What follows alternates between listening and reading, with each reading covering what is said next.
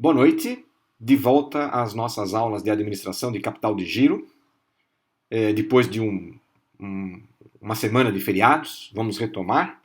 Então, hoje, na nossa sexta aula, vamos falar de fluxo de caixa. A gente já discutiu finanças, já discutiu os objetivos de finanças dentro da empresa, discutimos aí a questão dos recursos de curto prazo e de longo prazo, a gestão disto, não é? Falamos sobre ciclo de caixa e agora nós vamos falar sobre fluxo de caixa, que é o controle dos valores que entram e saem. A partir daqui, desta aula de hoje, ou seja, a partir da próxima semana, nós começaremos a discutir decisões em cada um dos itens que vão afetar o fluxo de caixa. Então, em contas a receber, em contas a pagar, em relacionamento com bancos. Mas primeiro nós precisamos ver como fazer o fluxo de caixa. Tá bom? Então, boa aula a todos. Prestem bastante atenção porque isto daqui é fundamental para o que nós vamos discutir daqui para frente e para o entendimento dessa nossa matéria. Vamos lá. Dinheiro parado no caixa da empresa não rende nada. Então por que insistimos em fazer isso? 3 motivos levam uma empresa a manter dinheiro no caixa. Primeiro deles, motivo transação. As datas de entradas e de saídas de caixa são diferentes, o que pode gerar períodos de excesso ou de falta de numerário. Sugestão: manter as datas de saída próximas às datas de entrada de caixa. Desta maneira, reduzimos ao máximo o dinheiro que fica parado na empresa. Segundo motivo, chamado precaução. Imprevistos acontecem a qualquer momento e é necessário ter uma sobra de recursos para enfrentar estas necessidades. Sugestão: manter um caixa mínimo na empresa, chamado de colchão, para essas eventualidades, mas só deve ser usado em situações extremas. Terceiro e último motivo, chamado especulação. Podem surgir oportunidades de investimentos em outros ativos, às vezes diferentes dos produzidos pela empresa, onde vale a pena arriscar. Nossa sugestão: cuidado com este motivo, já quebrou muitas empresas. Fluxo de caixa é o acompanhamento, controle e projeção das entradas e saídas de caixa de uma empresa. Um fluxo de caixa serve para determinar a capacidade de pagar compromissos, ajudar a prever futuros fluxos de caixa, avaliar a liquidez e a flexibilidade financeira, avaliar as decisões gerenciais e, por último, mostrar a relação entre o lucro líquido e o caixa. Temos 4 tipos de entradas de recursos na empresa: vendas à vista e a prazo, outras receitas e, eventualmente, aporte de capital. No caso das saídas, como já discutimos, temos 4 grupos: investimentos, custos, despesas e não vamos nos esquecer dos impostos. Para fechar o fluxo de caixa, temos as relações com bancos, onde temos os empréstimos, que podem ser entradas e saídas. As aplicações financeiras também podem ser entradas ou saídas. As despesas financeiras e, por último, as receitas financeiras. Com estes 3 blocos de informações, podemos montar um fluxo de caixa ideal para uma empresa. Vamos ver como se produz um fluxo de caixa. Vamos começar pela projeção dos valores e vamos separar em blocos. Então, o primeiro bloco, entradas de caixa. Como vocês podem ver, temos aqui por dia 1, 2, 3, 4 e 5. Vamos projetar então recebimento de vendas à vista. Como não sabemos quanto que vai ser vendido, costuma-se colocar aqui a média dos meses anteriores, da semana anterior, ou seja, uma média conhecida de valores. No nosso caso, estamos colocando R$ 2.000 a cada dia. E no quinto dia, talvez uma sexta-feira com menor venda, R$ 1.500. Vendas a prazo. Aqui separamos em cartões de crédito e cheques pré-datados. No caso dos cartões de crédito, o que nós vamos colocar aqui não é o valor da venda, ou seja, no dia 1º não se pretende vender 4.300, mas receber 4.300 de vendas com cartão de crédito. Ou seja, essas vendas foram feitas no mês passado e na data dia 1 é quando o cartão nos repassará o valor, e assim consecutivamente. No caso dos cheques pré-datados, a mesma coisa. Esses valores são referentes aos cheques que serão depositados nesse dia, portanto, referentes a vendas passadas. No caso de receitas diversas, por exemplo, podemos ter aí uma venda de sucata, da produção, e temos o total das entradas a cada dia, 8.100, 7.000, 8.400, 7.100, 7.100 novamente. Agora vamos para o realizado. Então vamos supor, no início do dia 2, nós vamos pegar as informações referentes ao dia 1. São estas as informações. Em vez de termos recebido com vendas à vista R$ 2.000, recebemos 2.100. Muito bom. Cartões de crédito, já era aquele valor mesmo, 4.300. No caso dos cheques pré-datados, esperava-se receber R$ 1.800. Porém, um cheque foi devolvido no valor de R$ 300. O que fazemos então? Vamos projetar o recebimento deste valor alguns dias adiante, por exemplo, no dia 5. Então, o valor projetado para o dia 5, que era de 500, passou para R$ 800. Com isso, nós mudamos o total das entradas no primeiro dia.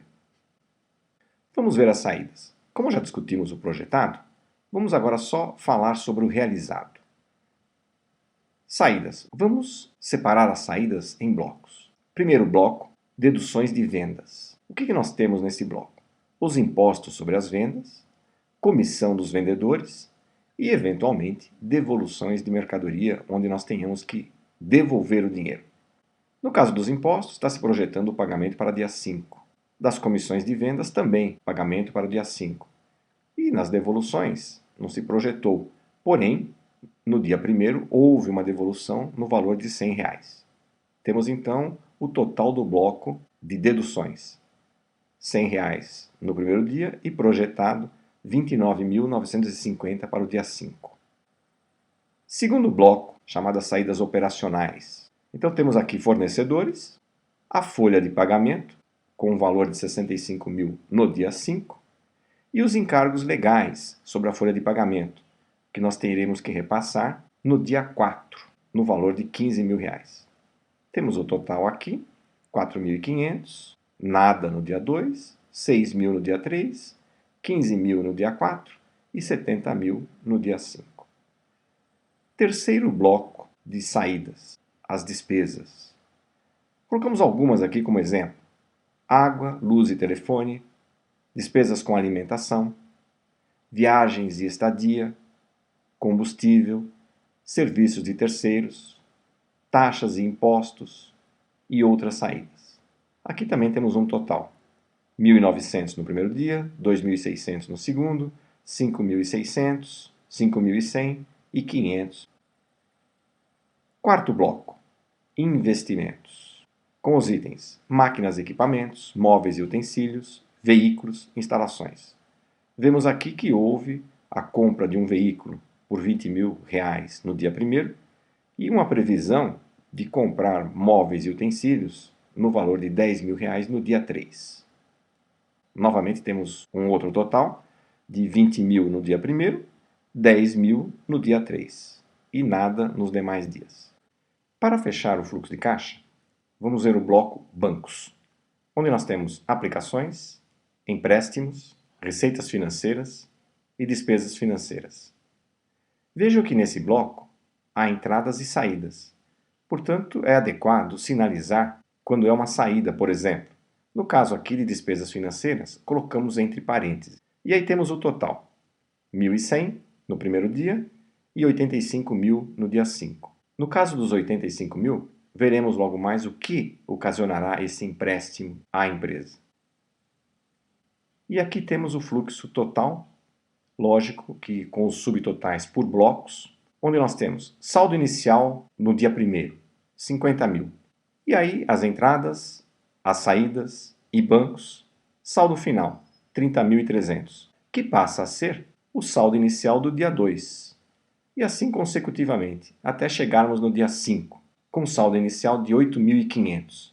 Agora vamos ver por que nós precisamos do empréstimo de 85 mil. Porque temos saídas muito grandes neste dia e não temos saldo suficiente de caixa. Portanto, a previsão é terminar o dia 5 com R$ 450 no caixa, após tomarmos um empréstimo de 85 mil para fazer frente às grandes saídas de caixa neste dia.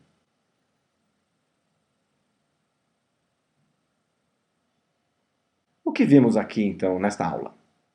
Nós vimos o fluxo de caixa, que é formado pelas entradas e saídas de caixa. E com isso, nós estamos controlando a solvência da empresa.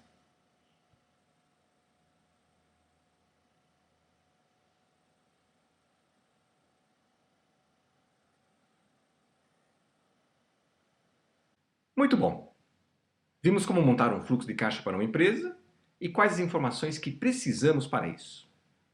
O fluxo de caixa deve ser atualizado diariamente e o saldo inicial deve ser a soma dos recursos existentes nos bancos e nos caixas das empresas.